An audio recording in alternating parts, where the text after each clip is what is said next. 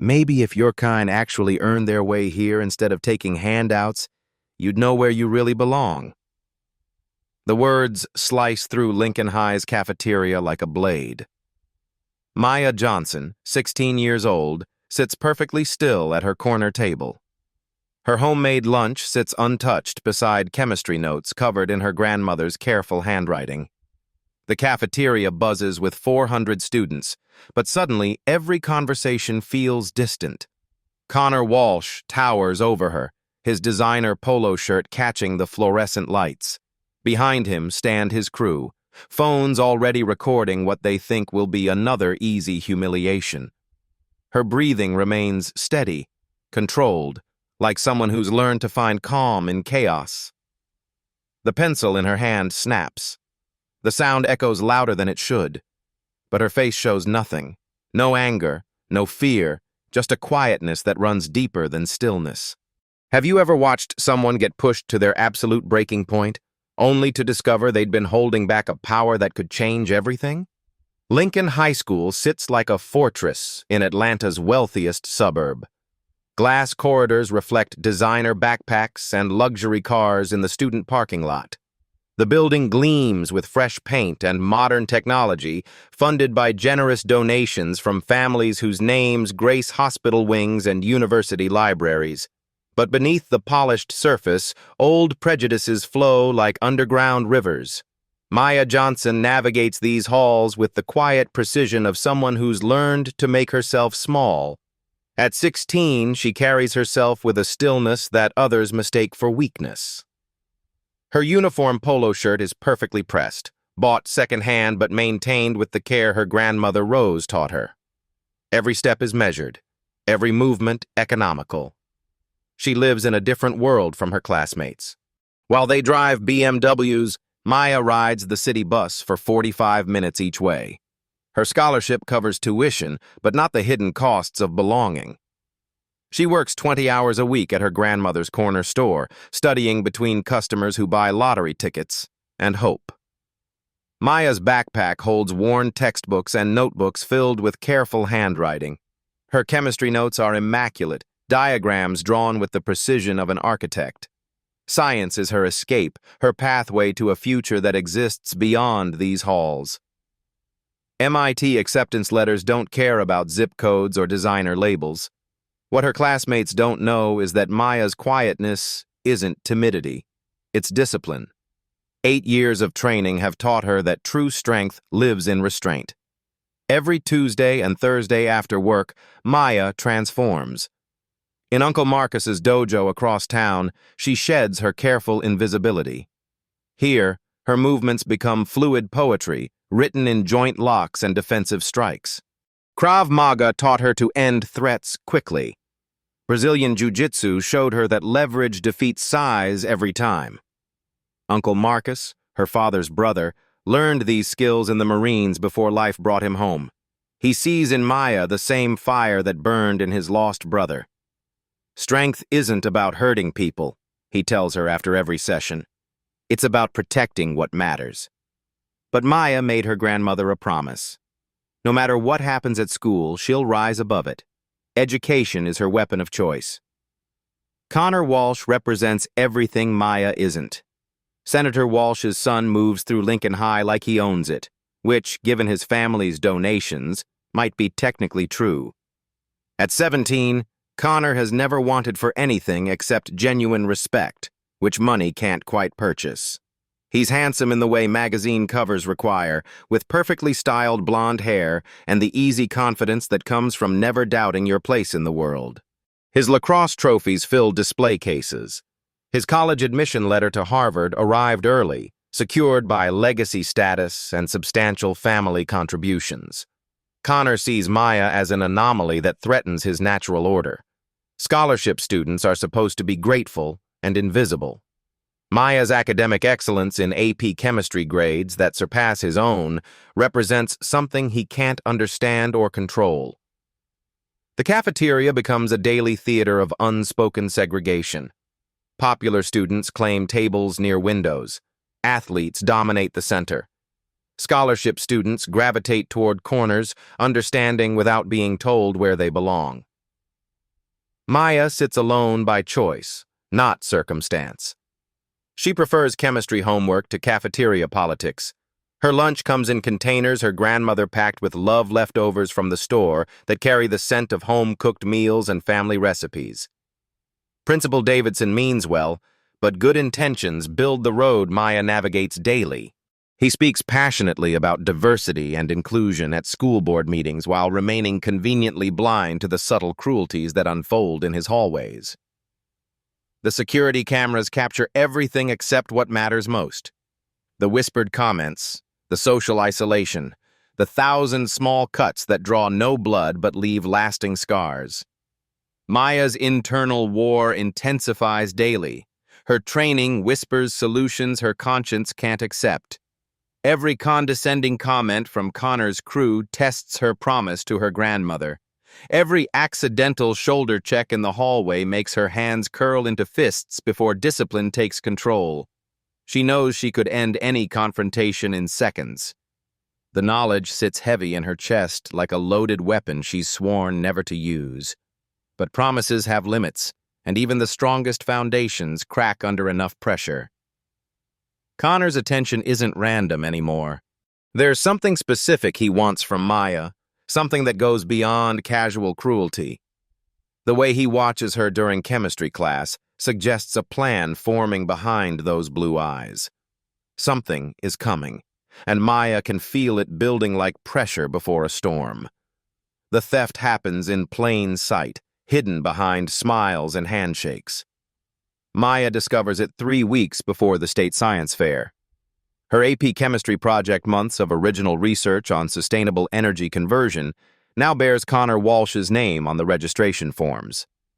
Her innovative approach to solar cell efficiency has become his groundbreaking work. The evidence sits undeniable. Screenshots of Connor's social media posts, email timestamps showing her original submissions weeks before his, lab notes in her handwriting appearing in Connor's portfolio. Maya approaches Connor's table during lunch. The cafeteria noise fades. Connor lounges with his crew, discussing weekend plans at his family's lake house. "We need to talk about the science fair project," Maya says, voice steady despite the fire in her chest. "What project would that be?" Connor's smile never wavers. Maya spreads evidence across his table-printed emails, lab notes, time-stamped photos. "The solar cell research you submitted under your name. My research." Connor examines papers with theatrical confusion. His crew leans in, phones discreetly recording. "I'm not sure what you're trying to prove here." "You stole my work." The words hang like an accusation of murder. Nearby, conversations pause. Students lean closer. Connor shifts to wounded innocence. "That's a serious allegation, Maya. Making false accusations can have consequences." Maya's training kicks in, analyzes the opponent, maintains control. "Check the timestamps. Look at the evidence." "Evidence of what? That we worked on similar projects?" Connor's voice carries perfect volume for recording phones. "Maybe if you focused more on original thinking instead of playing victim, you wouldn't need these accusations." The crowd stirs. Some nod with Connor's logic. Others look uncomfortable but stay silent. Maya chooses proper channels. She gathers evidence, walks to administration, files formal complaints. Principal Davidson promises investigation but suggests Maya avoid confrontation meanwhile. The investigation proceeds with bureaucratic speed. Connor's father's donation to the new science wing gets mentioned during a board meeting. Maya realizes the system was never designed to protect students like her. Documentation means nothing without power to enforce it. Her careful evidence sits in filing cabinets while Connor's name remains on competition forms. The promise she made to her grandmother to rise above, to succeed through academics, suddenly feels naive. When the rules themselves are rigged, following them becomes complicity in your own defeat. Something darker than disappointment settles in Maya's chest. For the first time, her promise to avoid confrontation feels less like wisdom and more like surrender. The war begins the next Monday morning. Week 1. Social Warfare. Connor orchestrates Maya's isolation with surgical precision. Her usual lab partner in AP chemistry suddenly develops scheduling conflicts. Study groups that welcomed her participation now claim they're full. Teachers receive anonymous concerns about her work ethic and attitude. Maya sits alone during the chemistry lab, measuring compounds with methodical accuracy, while Connor's crew whispers loud enough for her to hear. "I heard she's been cheating on assignments," Jake Martinez says, Connor's lieutenant with dead eyes and cruel hands. "That's probably how she got those grades." The poison spreads through social media like wildfire. Subtle posts question Maya's academic integrity without naming her directly. Photos of her sitting alone carry captions about people who don't belong trying too hard to fit in. Maya watches her reputation dissolve in real time. Teachers who once praised her work now scrutinize every assignment.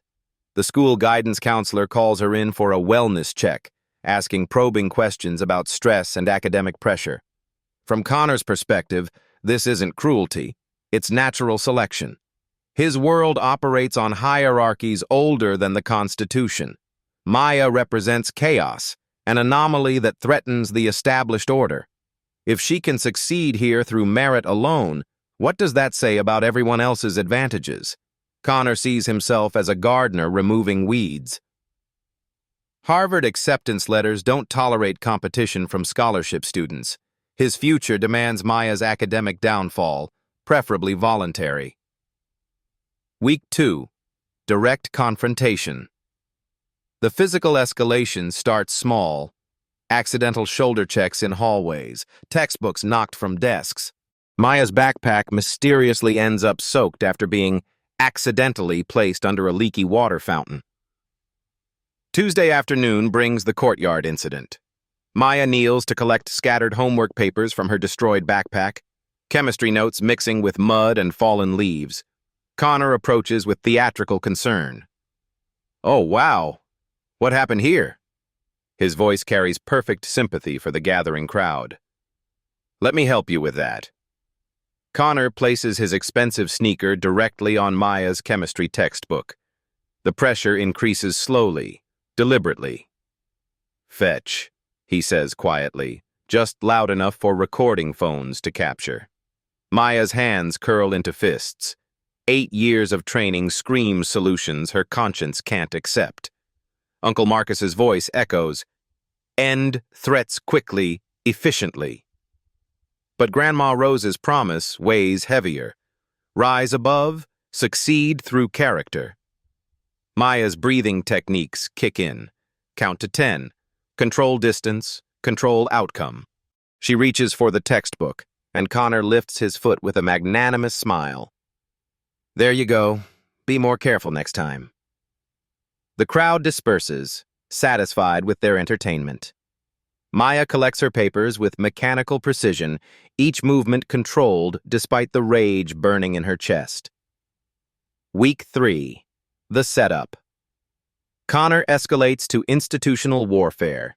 He plants seeds of doubt about Maya's academic integrity with department heads. Her scholarship undergoes sudden review. The financial aid office requests random audits of her family's paperwork. Maya discovers allies she didn't know existed. Zoe Lane, her former lab partner, begins documenting incidents with careful precision. Other students outcasts themselves start paying attention to Connor's patterns. "He's done this before," Zoe whispers during lunch. "Remember Jessica Martinez last year?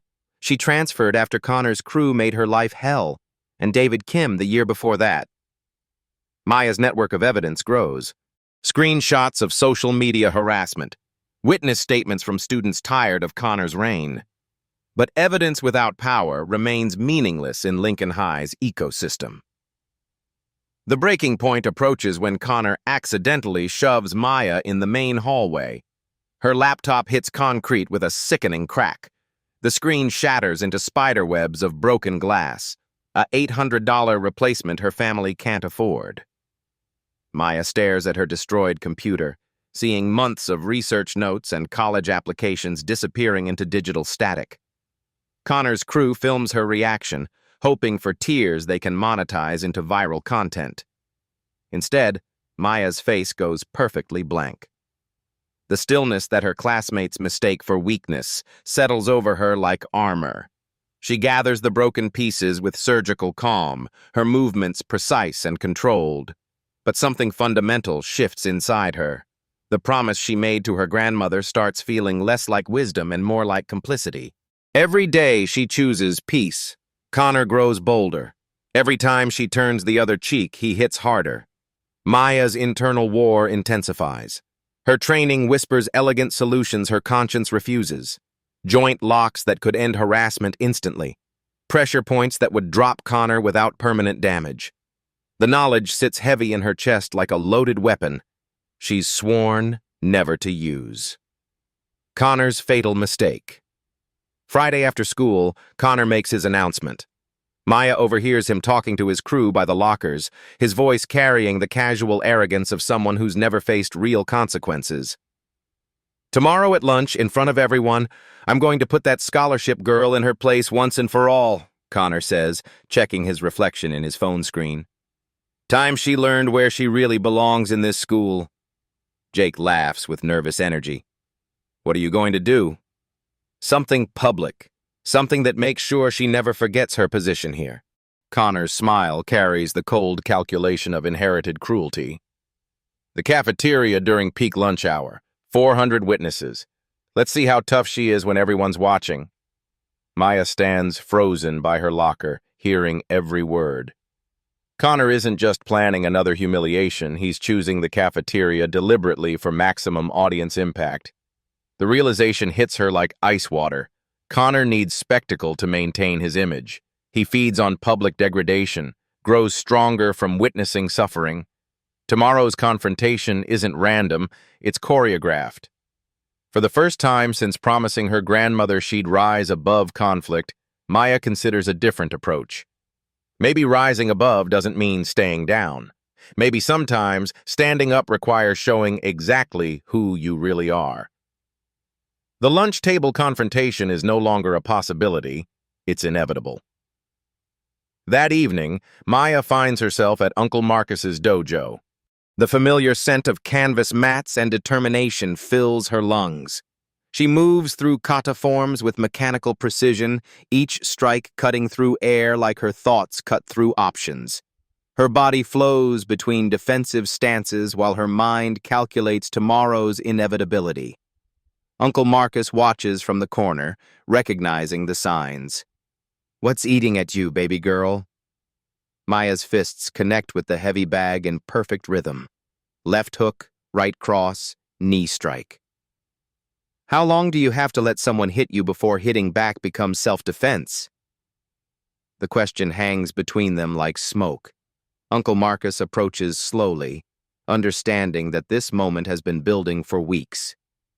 Self-defense isn't about letting people hit you first, he says carefully.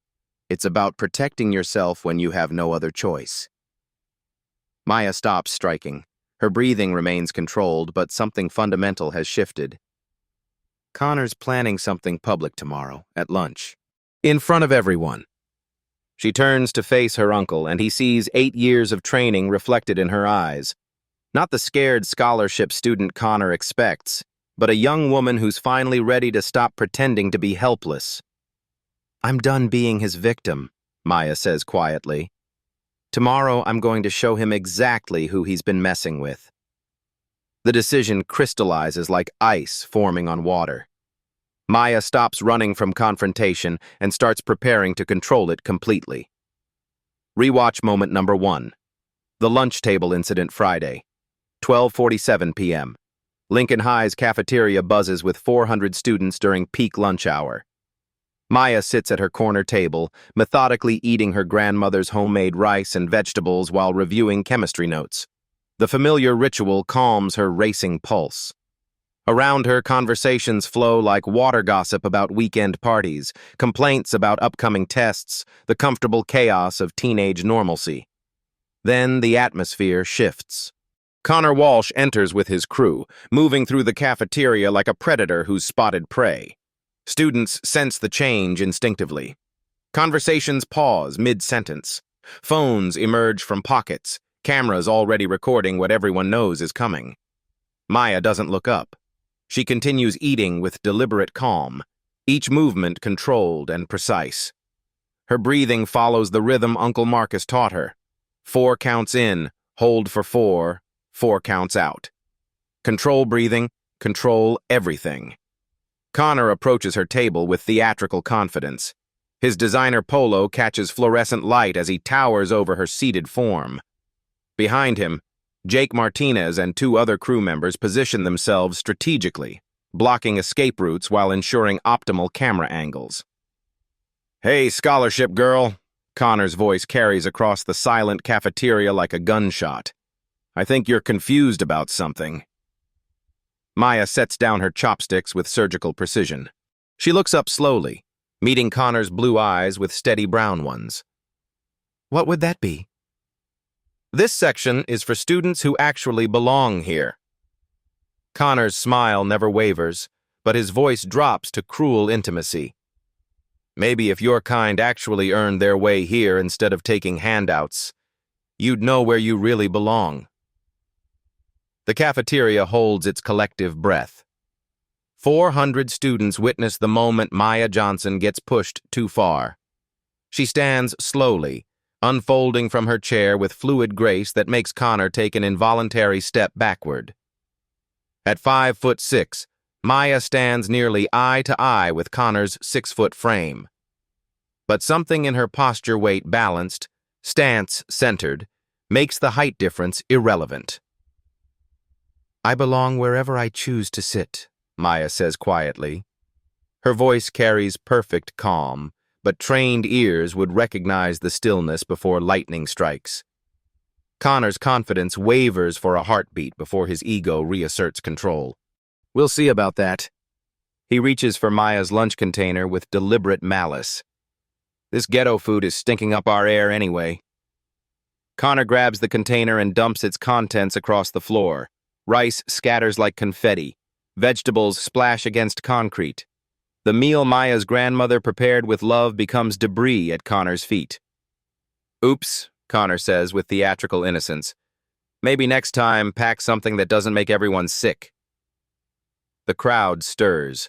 Some students laugh nervously. Others film with shameless excitement. Most watch in uncomfortable silence, witnessing cruelty they lack courage to stop. Maya stares at her destroyed lunch, sees her grandmother's careful preparation reduced to cafeteria trash, feels 3 weeks of systematic harassment crystallizing into this single moment of public humiliation. Something inside her finally breaks free. "You made a mistake," Maya says, her voice carrying deadly calm. Connor laughs with genuine amusement. "What are you going to do about it? Cry to your welfare grandmother?"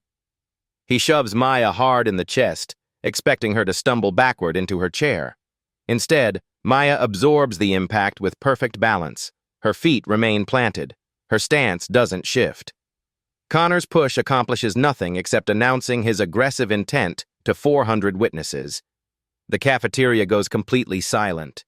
Maya's training takes over like muscle memory written in bone and blood. 8 years of discipline condense into 3 seconds of controlled violence. Phase 1. The first strike.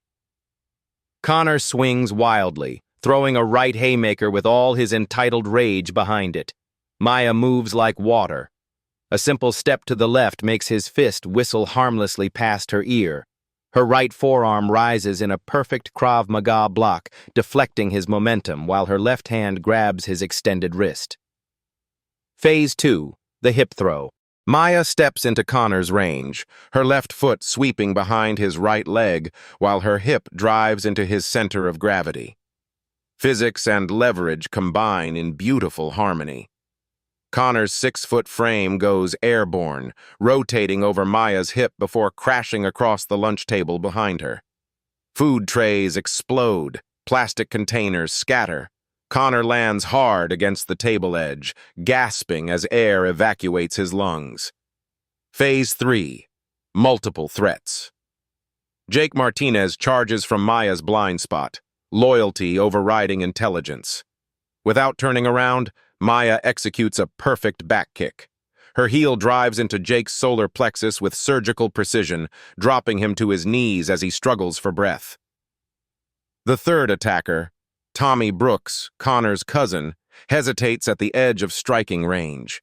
Maya pivots to face him, settling into a combat stance that makes every martial artist in the building sit up and take notice. Weight balanced on the balls of her feet. Hands raised in perfect guard position.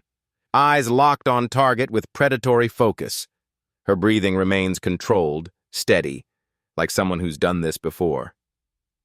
Tommy backs away with raised hands. I'm good. I'm good. Phase 4. The revelation. The entire cafeteria stares in shocked silence. 400 students witness the quiet scholarship girl they thought they knew reveal herself as something else entirely, something dangerous, something trained. Connor struggles to his feet, designer shirt torn and ego shattered. His face cycles through confusion, rage, and dawning humiliation as he realizes what just happened. You can't. How did you? He stammers, looking around desperately for support that isn't coming. Maya stands perfectly still in the center of the chaos, her breathing controlled and eyes alert for additional threats. I was eating my lunch, she says with deadly calm. You chose this. Phones capture every angle. Students who were filming Connor's planned humiliation now document his complete defeat. The video that was supposed to show Maya's destruction instead reveals her hidden power. The silence stretches for an eternal moment before exploding into excited whispers. Did you see that move? Where did she learn to fight like that? Connor got dropped by the scholarship girl. Teachers arrive too late to prevent anything, finding only the aftermath. But 400 witnesses saw everything. Connor attacking first, Maya defending herself with minimal necessary force, and the stunning revelation that Lincoln High's quietest student might also be its most dangerous. Connor's humiliation is complete and public. His crew helps him toward the nurse's office while Maya calmly cleans up her spilled lunch. The lunch table incident goes viral within hours. #lunch table. Justice trends across social media as students share videos from multiple angles. But Connor Walsh isn't finished. His family has lawyers, money, and influence. Maya's real battle is just beginning. The counterattack begins Monday morning with legal papers and media manipulation. Connor's family unleashes their arsenal of privileged, high-powered attorneys, public relations specialists, and political connections that reach into every corner of Atlanta's power structure. By 7 a.m., Maya Johnson becomes the most dangerous student in America. The lawsuit, "Student with Weapons Training Assaults Senator's Son," screams the headline across local news. The story writes itself with surgical precision. Scholarship student with hidden martial arts background viciously attacks innocent classmate during lunch. Maya stares at her phone screen, watching her life transform into someone else's narrative. The cafeteria video plays on loop across news stations, but carefully edited versions remove Connor's initial aggression. Viewers see only Maya's devastating counterattack hip throw, back kick, combat stance without context. Attorney Mitchell Rothschild, Connor's family lawyer, addresses reporters outside Lincoln High with practiced gravitas. My client suffered physical assault by a student trained in multiple combat disciplines. Maya Johnson's martial arts background makes her legally responsible for de-escalation, not escalation. The legal argument cuts like a blade. Maya's training transforms her from victim to weapon. The video problem. While the full cafeteria footage clearly shows Connor dumping Maya's lunch and shoving first, Rothschild argues Maya's response constituted excessive force. Her martial arts skills, he claims, made her the real aggressor. A trained fighter has different legal obligations than an ordinary citizen, Rothschild explains to the cameras. Miss Johnson possessed the skill to walk away safely. Instead, she chose violence. The narrative spreads like wildfire across social media. Professional trolls amplify messages questioning why Maya didn't simply leave the cafeteria. Comment sections fill with speculation about premeditation and hidden agendas. Maya's allies fight back with truth, but truth travels slower than manufactured outrage. #Justice. For Maya competes against #Stop Violent students in trending battles that reduce complex reality to #warfare. Connor's POV. The victim's story. From Connor's perspective, the lawsuit isn't revenge, it's justice. Lying in his bedroom with theatrical bruises and genuine humiliation, he replays the cafeteria incident obsessively. The video showing him on the ground, defeated by someone he considered inferior, convinces him Maya planned everything. His worldview simply cannot process being overpowered by a scholarship student. Therefore, Maya must have cheated somehow. Her hidden training becomes evidence of conspiracy rather than personal development. "She was waiting for this," Connor tells his father during strategy sessions. "Nobody gets that good at fighting unless they plan to use it." Senator Walsh nods with paternal understanding. His son learned valuable lessons about power dynamics specifically, that money and influence matter more than truth when narratives collide. Public opinion manipulation. The Walsh family's PR campaign focuses laser-sharp attention on Maya's deception. Why didn't she disclose martial arts training to school officials? Why hide skills that made her dangerous to classmates? Television pundits debate whether students with combat training should face different disciplinary standards. Legal experts discuss precedents where martial artists received harsher sentences for self-defense cases. Maya watches her character assassination unfold in real time. Local news interviews concerned parents, demanding answers about school safety. Social media influencers create content about hidden violence in academic settings. The scholarship student who defended herself becomes the aggressor who brought weapons to school. Weapons that happened to be attached to her body. Maya's crisis. The legal fees threaten everything. Grandma Rose's corner store mortgage. Maya's college fund. The stability they've built through decades of careful saving. Attorney consultations cost more than the store profits in good months. Principal Davidson suspends Maya pending investigation, citing safety concerns for all students.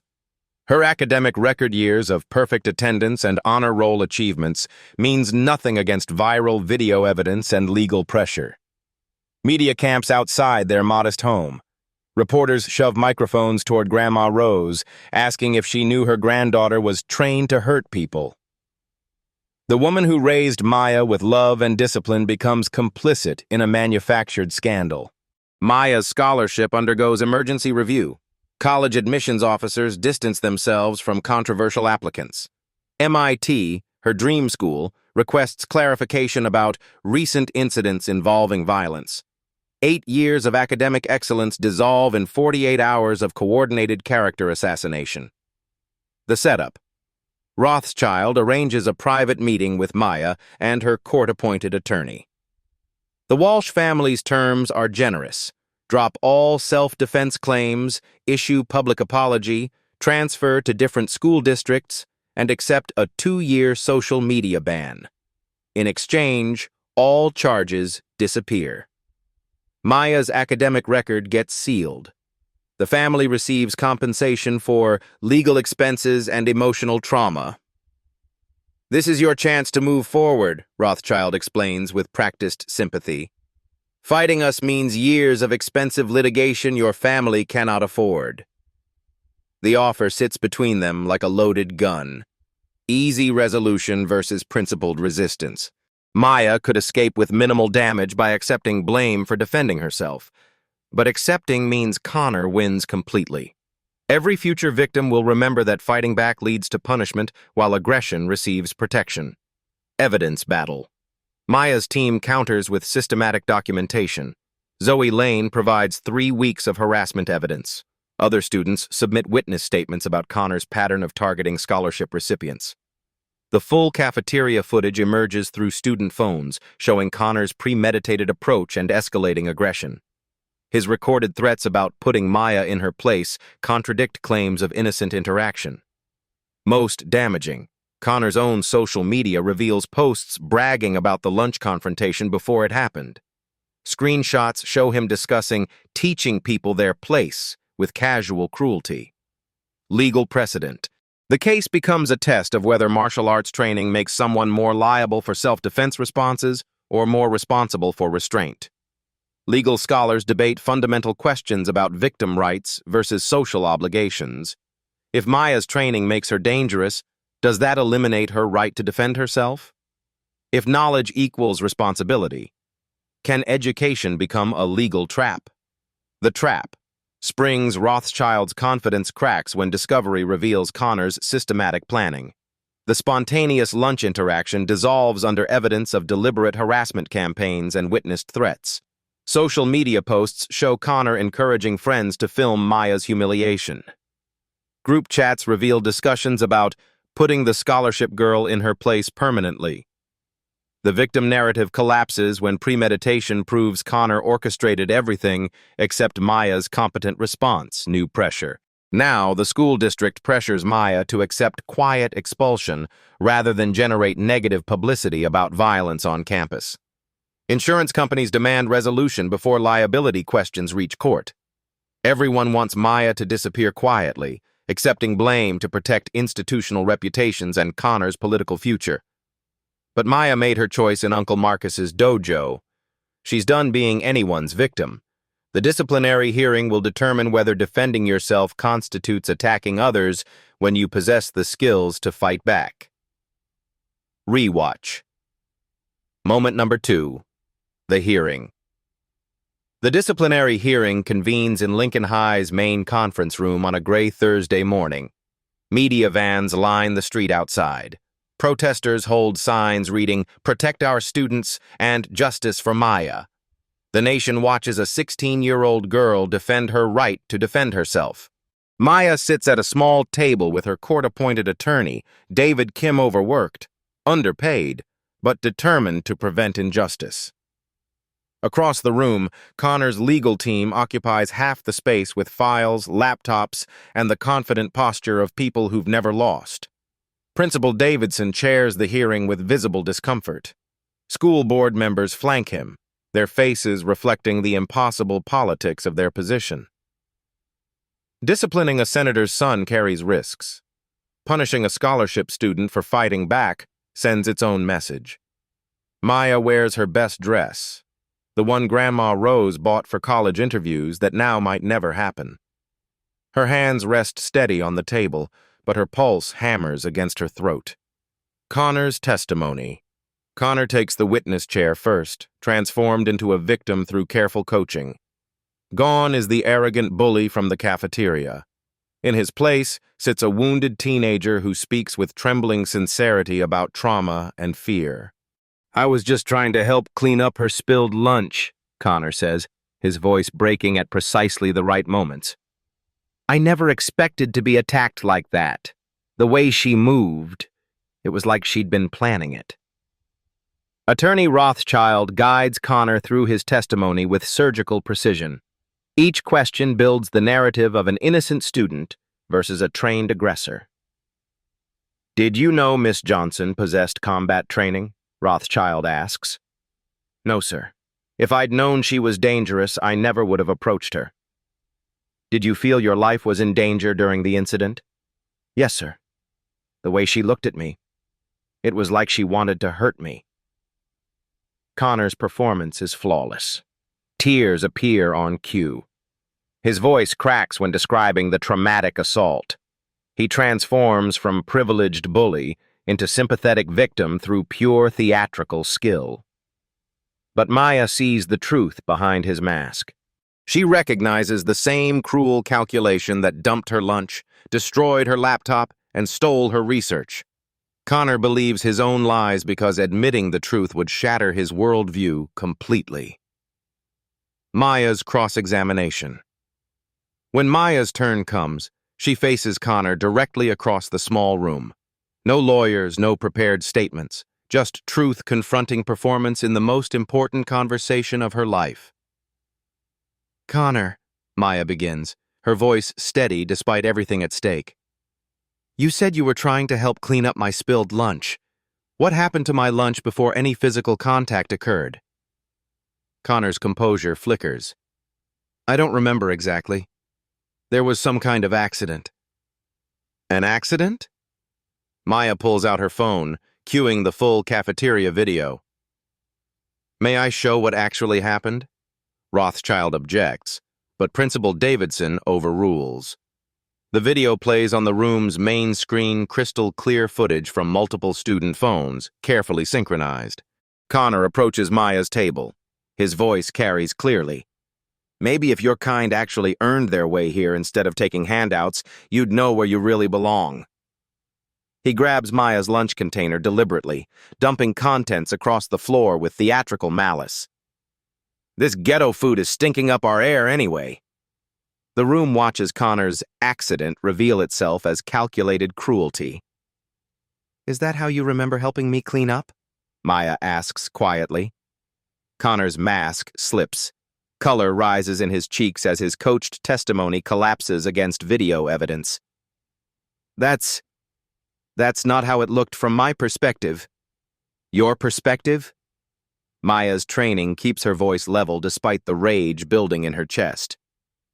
What was your perspective when you shoved me after destroying my grandmother's food? I barely touched you. Is shoving someone the same as not touching them? Maya asks. And what happened after you shoved me? Connor's composure cracks completely.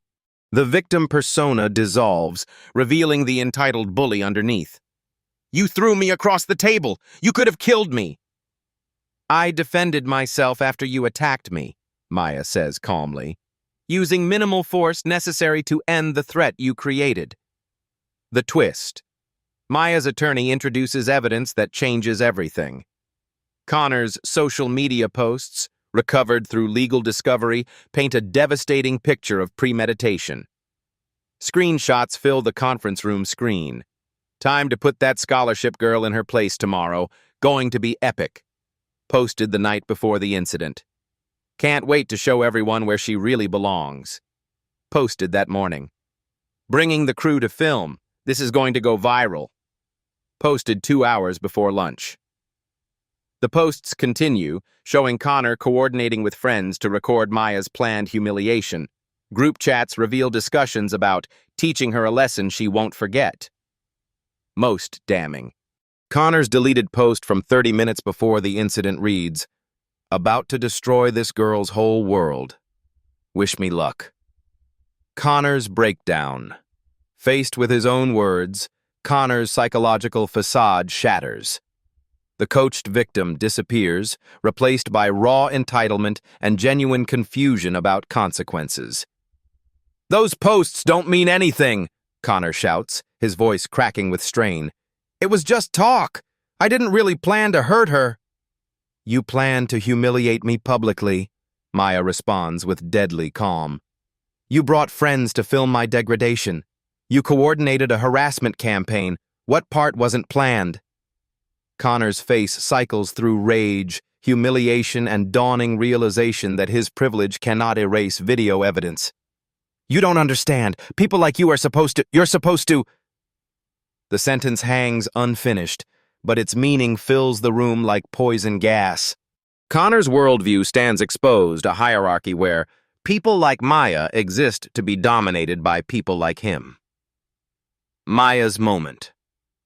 Maya rises from her chair, facing the hearing panel with the quiet dignity that has carried her through 16 years of challenges. She doesn't celebrate Connor's meltdown or gloat about his exposure. Instead, she speaks truth to power with the voice of someone who refuses to be silenced. Self-defense isn't about wanting to hurt people, Maya says, her words carrying to every corner of the room. It's about refusing to let people hurt you. Connor chose to attack me publicly because he thought I was weak. He thought I would accept humiliation rather than defend myself. She pauses, letting the weight of her words settle. My martial arts training doesn't make me dangerous to innocent people. It makes me dangerous to people who try to hurt innocent people. That's exactly what self-defense is supposed to do. The verdict. Principal Davidson calls for recess while the panel deliberates, but the outcome is already clear. Video evidence, social media posts, and Connor's own testimony have destroyed the Walsh family's carefully constructed narrative. Maya defended herself against documented aggression by someone who planned her public humiliation. Her response was proportional, effective, and completely legal. Connor's privilege cannot overcome the truth when the truth is recorded from 12 different angles and supported by his own social media confessions. Psychological victory. Maya doesn't need the panel's verdict to know she's won. The real victory happened when Connor's mask fell away, revealing the scared bully underneath his practiced confidence. She proved she belongs in any room she enters, not through violence, but through intelligence, preparation, and moral courage. Connor learned that actions have consequences, even for senators' sons. And Maya discovered that standing up for yourself doesn't require apologizing for being strong. Rewatch moment number 3, the verdict. Principal Davidson returns to the conference room 47 minutes later. His face carries the weight of a decision that will echo far beyond Lincoln High's walls. Maya sits perfectly still, her breathing controlled despite everything hanging in balance. After reviewing all evidence, including video documentation and social media records, this panel finds that Maya Johnson acted in legitimate self-defense against documented aggression. Davidson announces, "All disciplinary charges are dismissed." The room erupts. Reporters surge toward doors. Camera flashes explode like lightning. But Maya remains seated, absorbing vindication with the same quiet dignity she's shown throughout this ordeal. Connor's downfall. Connor's consequences arrive with mathematical precision. The same social media posts that documented his premeditation now provide evidence for criminal harassment charges. His carefully curated college application becomes evidence of systemic bullying behavior. Harvard's admissions office receives copies of the cafeteria video alongside Connor's deleted posts about destroying Maya's whole world. His early acceptance letter disappears faster than his fake victim narrative. The criminal charges multiply: assault, harassment, conspiracy to create a hostile educational environment. Senator Walsh's political connections cannot shield his son from video evidence watched by millions. Connor faces mandatory community service, anger management counseling, and public apology requirements. More importantly, he faces the first real consequences of his life accountability for actions he thought privilege would protect. His crew scatters like roaches in sunlight. Jake Martinez transfers schools to escape association. Tommy Brooks deletes his social media entirely. Fair-weather friends discover urgent reasons to avoid Connor's company. The bully who fed on public humiliation now experiences it himself. School policy revolution. Lincoln High implements comprehensive anti-bullying protocols with actual enforcement mechanisms. Teachers receive training on recognizing subtle discrimination disguised as social dynamics. The invisible segregation of the cafeteria dissolves under administrative attention. Maya's case becomes required study material for faculty development. Her documentation techniques, systematic evidence gathering, witness coordination, social media preservation become standard recommendations for harassment victims. The school establishes a peer mediation program with real authority to investigate complaints. Students learn that reporting bullying behavior leads to swift consequences rather than administrative bureaucracy. Most significantly, Maya's right to defend herself gets enshrined in official policy. Students facing physical aggression can respond proportionally without fear of disciplinary retaliation. Maya's choice. Elite private schools offer Maya full scholarships and fresh starts. Exclusive academies promise freedom from the memories that haunt Lincoln High's halls. The chance to escape seems perfect: new environment, prestigious education, clean slate. But Maya chooses to stay. Running away means nothing changes for the next student Connor targets, she explains to Grandma Rose. I belong here just as much as anyone else. Maybe more, now that I've proved it. Her decision sends ripples through the student body. Other scholarship recipients stop apologizing for their presence. Quiet students find voices they didn't know they possessed. The culture shift begins with individual courage and spreads through collective inspiration. Academic vindication. Maya's original chemistry project, the research Connor stole, wins the state science fair under her name. Her innovative approach to solar cell efficiency attracts attention from MIT professors who remember her application despite recent controversies. The scholarship investigation concludes with full restoration and formal apology. Maya's academic record reflects what it always should have. Excellence achieved through merit, dedication, and intelligence that privilege cannot purchase. College admissions officers who distanced themselves now compete for her attention. MIT's acceptance letter arrives with a handwritten note from the admissions dean expressing regret for any doubt about her character. Movement spreads.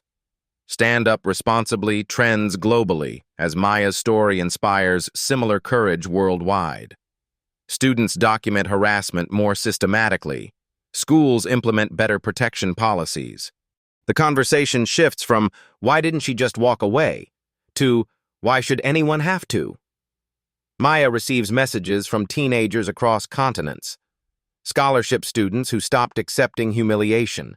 Bullying victims who learned to gather evidence. Young women who discovered strength they didn't know they possessed. The lunch table incident becomes more than viral video content. It becomes a handbook for standing up to injustice through legal channels, documented evidence, and controlled response. Personal growth. Maya's relationship with her martial arts training evolves beyond self-defense. She begins teaching classes at Uncle Marcus's dojo, sharing techniques for confidence and personal safety.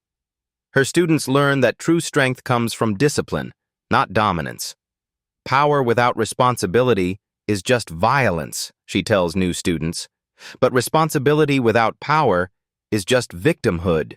Real strength is knowing when and how to use what you've learned. Final confrontation.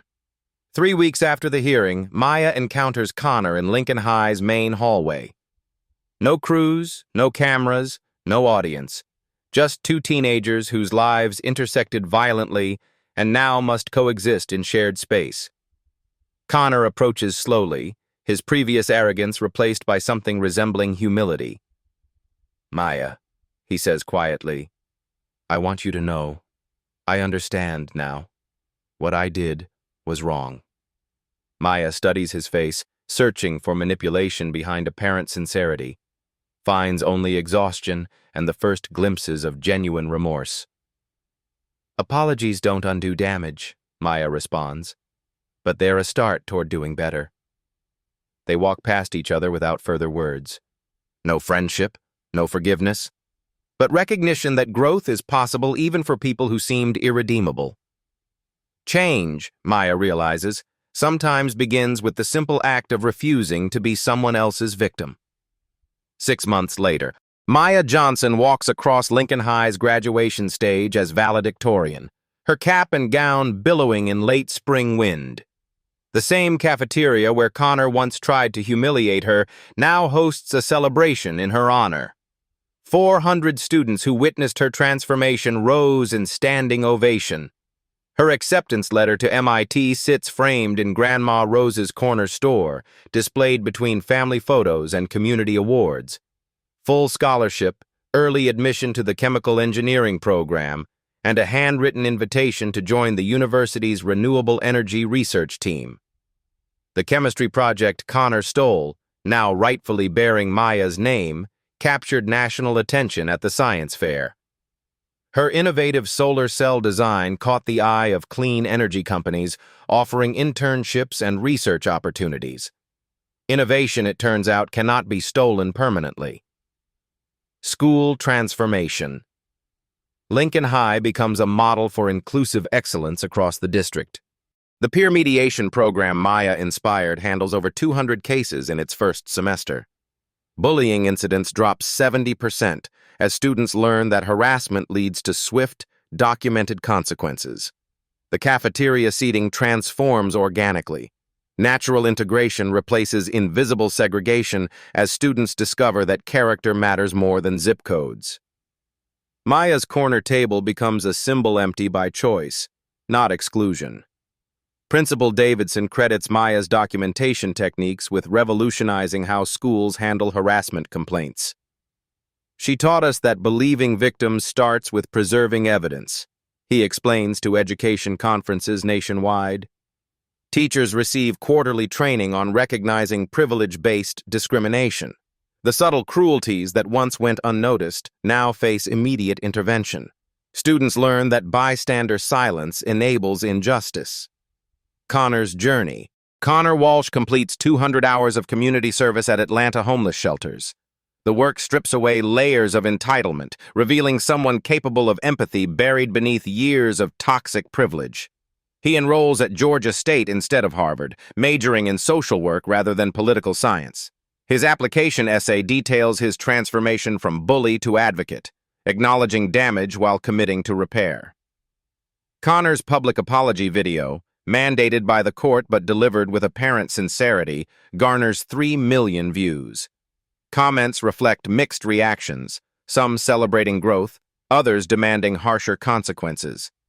But his consistency in community work slowly rebuilds credibility. Most importantly, Connor uses his privilege constructively. His family's connections now support anti-bullying legislation rather than protecting abusive behavior. Senator Walsh sponsors bills strengthening student protection policies across Georgia. The movement spreads. Stand Up Responsibly evolves into a global phenomenon extending far beyond school hallways. The hashtag connects victims of workplace harassment, domestic abuse, and systemic discrimination. Maya's documentation techniques become standard practice for anyone facing injustice. Universities create Maya Johnson protocols for handling campus harassment, systematic evidence gathering, prompt investigation, protection for accusers. Her name becomes synonymous with courageous response to institutional failure. International students share stories of applying Maya's methods in different cultural contexts. Young women in conservative societies use her techniques to document gender-based discrimination. The lunch table incident becomes a masterclass in legal self-defense. Maya receives invitations to speak at conferences worldwide but prioritizes local impact. She addresses Georgia legislature sessions about student rights, testifies at education committee hearings, and consults with schools implementing anti-bullying reforms. Personal legacy. Uncle Marcus's dojo displays a new sign: Maya Johnson Self-Defense Academy Strength Through Responsibility. Maya teaches weekend classes to teenagers facing similar challenges, sharing techniques for confidence and legal protection. Her students learn more than martial arts. They study documentation strategies, understand their legal rights, practice de-escalation techniques, and develop the inner strength that makes physical skills unnecessary. Real power isn't about winning fights, Maya tells each new class. It's about preventing them while protecting your dignity. Sometimes the strongest response to hatred is refusing to hate back. Grandma Rose's corner store becomes an unofficial community center where students discuss college applications, share scholarship opportunities, and plan futures beyond their circumstances. The woman who taught Maya to rise above adversity watches her granddaughter lift others. Call to action. Maya's story continues inspiring courage in classrooms across America. But her impact extends beyond inspiration. It provides a roadmap for systematic change through individual bravery. Every student who documents harassment instead of suffering silently continues Maya's legacy. Every teacher who intervenes in privilege-based discrimination honors her example.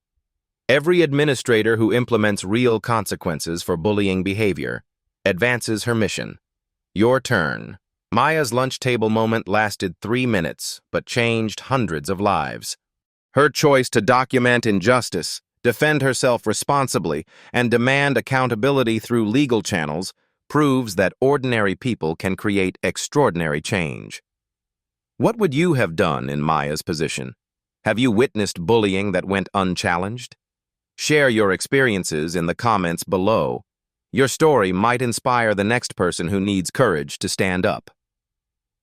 If Maya's journey moved you, subscribe to Black Soul Stories for more true stories of ordinary people who refused to accept injustice. Hit the notification bell to join a community that believes everyone deserves dignity and respect. Remember, your power isn't in your fists. It's in your courage to stand up for what's right. Sometimes the most powerful response to hatred is simply refusing to hate back. Stand up responsibly. Justice for all strength through courage. The lunch table where Maya once sat alone now represents something larger, proof that belonging isn't granted by others, but claimed through character, courage, and the unwavering belief that everyone deserves respect.